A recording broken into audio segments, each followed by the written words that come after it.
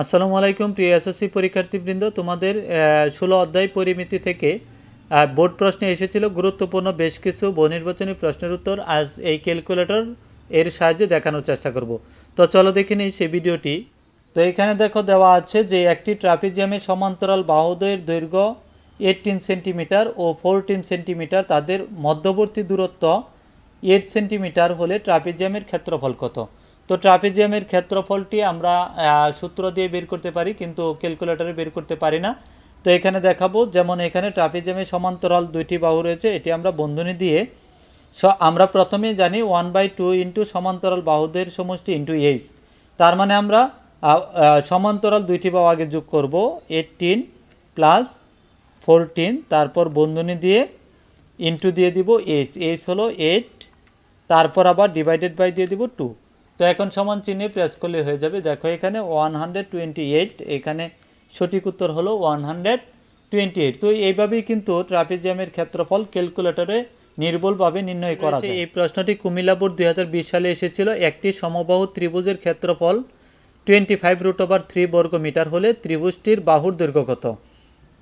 তো যদি ক্ষেত্রফল দেওয়া থাকে সেই ক্ষেত্রে আমরা বাহুর দৈর্ঘ্য এই MS100 ক্যালকুলেটরের সাহায্যে বের করতে পারবো, অথবা অন্য ক্যালকুলেটর দিয়েও বের করা যায়। প্রথমে ক্যালকুলেটরটি ওয়ান বাটনে প্রেস করে আমরা যেই সমবাহু ত্রিভুজের ক্ষেত্রফলের সূত্রটি লিখে ফেলবো, √3/4 স্কোয়ার।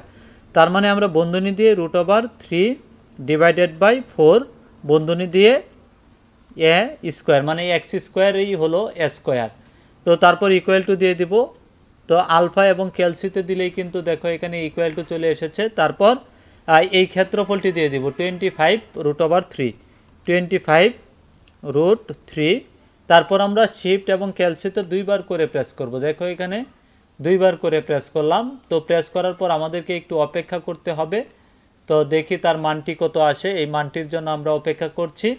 তো যে সকল শিক্ষার্থীরা এসএসসি পরীক্ষায় অংশগ্রহণ করবে, MS100 ক্যালকুলেটরের সাহায্যে কীভাবে বহু নির্বাচনী প্রশ্নগুলো সমাধান করা যায় তা কিন্তু আমার এই চ্যানেলে দেওয়া রয়েছে। দেখো এখানে x=10 চলে এসেছে। তো এখানে দেখো এটি আনসার হলো 10 খ নং। তো এইভাবেই কিন্তু নির্ভুলভাবে সমাধান করা সম্ভব। এখন যে অঙ্কের সমাধান দেখাবো সেটি দিনাজপুর বোর্ড 2020 এবং যশোর বোর্ড 2017 সালে এসেছিল। একটি সমবাহু ত্রিভুজের ক্ষেত্রফল 4√3 বর্গ মিটার হলে এর বাহুর দৈর্ঘ্য কত? তো এখানে সমাধানের জন্য আমরা ক্যালকুলেটরটি নিয়ে নিলাম। তো ক্যালকুলেটর নিয়ে বন্ধনীতে প্রেস করে প্রথমে আমরা √3 ডিভাইডেড বাই 4 বন্ধনী দিয়ে এ স্কোয়ার, √3/4 স্কোয়ার, তার মানে এক্স স্কোয়ার। তারপর আলফা এবং ক্যালসিতে দিয়ে ইকুয়াল টু দিয়ে দিলাম। তারপর এখানে যে ক্ষেত্রফলটি রয়েছে 4√3, তারপর শিফট এবং ক্যালসিতে দুইবার করে প্রেস করব। তো আমাদের একটু অপেক্ষা করতে হবে মানটি পাওয়ার জন্য, একটু অপেক্ষা করছি বন্ধুরা।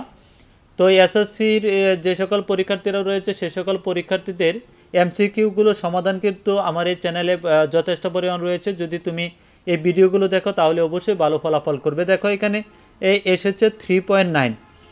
তো তার মানে 3.9 মানে হলো 4 এর সমান। দেখো এখানে 3.9 আমরা যদি করি তাহলে কিন্তু 3.99 মানে 4 এর সমান। তার মানে এটি সমাধান হলো গ নং। এই অঙ্কটি রাজশাহী বোর্ড 2020 সালে এসেছিল। তো একটি সমবাহু ত্রিভুজের বাহুর দৈর্ঘ্য 4 সেন্টিমিটার হলে ত্রিভুজটির উচ্চতা নির্ণয় করো। তার মানে এই ত্রিভুজটির উচ্চতা নির্ণয় করতে আমাদেরকে বলা রয়েছে, এই ত্রিভুজটির উচ্চতা নির্ণয় করতে গেলে আমরা সর্বপ্রথমে একটি সমবাহু ত্রিভুজ যদি দেখি তাহলে যে ত্রিভুজের প্রত্যেকটি বাহুর সমান তাকেই কিন্তু সমবাহু ত্রিভুজ বলে। তো এটি সমবাহু ত্রিভুজ, তার বাহুর দৈর্ঘ্য হলো 4 সেন্টিমিটার, এটিও 4, যেহেতু এটি সমবাহু ত্রিভুজ। এই ত্রিভুজটি যদি আমরা এইভাবে লম্ব টানি তাহলে দেখো এটি হবে 2, অর্থাৎ লম্বের অর্ধেক। এটি যদি 2 হয় আর এটি হলো 4, দেখো আমাদের এখানে ত্রিভুজটির উচ্চতা নির্ণয় করতে বলা হয়েছে, অর্থাৎ এই অংশটি নির্ণয় করতে বলা হয়েছে। তো এটি যদি তার অতিভুজ হয়, এটি সমকোণী ত্রিভুজ হলে সমকোণী ত্রিভুজের বিপরীত বাহুকে অতিভুজ বলে, এটি হলো তার অতিভুজ। তার মানে আমরা এখানে লিখতে পারি, দেখো এখানে আমরা এখানে লিখতে পারি যে 4 এর বর্গ মাইনাস 2 এর বর্গ, অর্থাৎ 4 স্কোয়ার মাইনাস 2 স্কোয়ার। তারপর সমান চিহ্নে প্রেস করলে আমরা দেখো কত পেলাম, এখানে যত পেলাম তার বর্গমূল করতে হবে। অর্থাৎ যেহেতু এখানে 12 চলে এসেছে, তো এখানে দেখতে হবে তোমাকে যে এখানে কতর মান এই 12 এর সমান, অর্থাৎ 12 এর সমান হয়। দেখো এখানে 2√2 যদি আমরা দেই তাহলে কিন্তু এই √12 সমান হবে। দেখো এখানে আমরা √12 দিয়ে দিই, √12 ইকুয়াল টু 3.4, আর এটিও কিন্তু 3.4 হবে, যেমন 2√3 ইকুয়াল টু।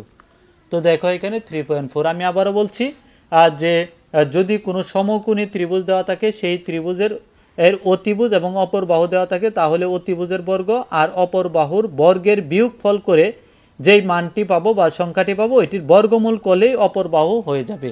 তো এখানে দেখতে পাচ্ছ এই প্রশ্নটি রাজশাহী বোর্ড 2019 সালে এসেছিল।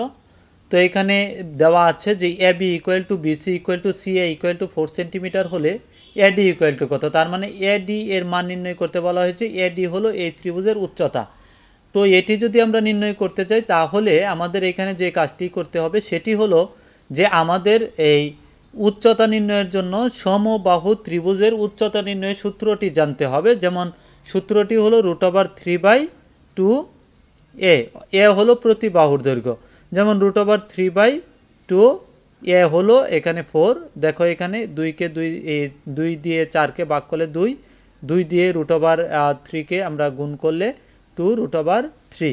তার মানে এখানে উত্তরটি চলে আসবে 2√3। তো এই অঙ্কটি রাজশাহী বোর্ড 2019 সালে এসেছিল। একটি সমবাহু ত্রিভুজের এক বাহুর দৈর্ঘ্য √3 সেন্টিমিটার হলে ত্রিভুজটির ক্ষেত্রফল কত। তো এখানে আমরা যেই সমবাহু ত্রিভুজটি রয়েছে, সমবাহু ত্রিভুজের ক্ষেত্রফল হলো √3/4 স্কোয়ার। এ হলো এক বাহুর দৈর্ঘ্য। তো দেখো এখানে √3/4 ইন্টু √3 স্কোয়ার, বর্গমূল কেটে গেলে এখানে 3 থাকবে, 3কে √3 দ্বারা গুণ করলে 3√3/4। তো এটি হবে 3√3/4, 3√3/4। এটি হলো খ নং প্রশ্নের, খ নং হলো তার সমাধান। এই প্রশ্নটি রাজশাহী বোর্ড 2019 সালে এসেছিল। একটি সমকোণী সমদ্বিবাহু ত্রিভুজের অতিভুজের দৈর্ঘ্য 12 সেন্টিমিটার হলে ত্রিভুজটির ক্ষেত্রফল কত। দেখো এখানে সমকোণী সমদ্বিবাহু, তার মানে এটি একটি সমকোণ। তো এখানে আমরা সমকোণ দিয়ে দিলাম একটি। তো সমকোণ দেওয়ার পর এই সমকোণী যে ত্রিভুজটি রয়েছে, এই সমকোণী ত্রিভুজটির অতিভুজ হলো 12। তো এখানে অতিভুজ লিখে দিলাম 12। এটি যদি কি আমরা এ ধরি, এটিও হবে এ। তার মানে আমরা এখানে পিথাগোরাস দিতে পারি, যেহেতু ত্রিভুজটির ক্ষেত্রফল বলছে। তো ত্রিভুজের ক্ষেত্রফল নির্ণয়ের আগে আমরা এই বাহুটির দৈর্ঘ্য নির্ণয় করব। তো এই বাহুটির দৈর্ঘ্য যদি আমরা নির্ণয় করি, তার মানে আমরা পিথাগোরাস দিলে হয়ে যাবে A square plus A square equal to 12 square. তো এখানে হয়ে যাবে 2a স্কোয়ার ইকুয়াল টু 144। তো এখানে দেখো 2 এখানে গুণ রয়েছে, এখানে ভাগ হয়ে যাবে। তো এ স্কোয়ার ইকুয়াল টু কত চলে আসবে? 2। তো 72 এর বর্গমূল হয়ে যাবে এ ইকুয়াল টু √72। তো √72 সমান 6√2।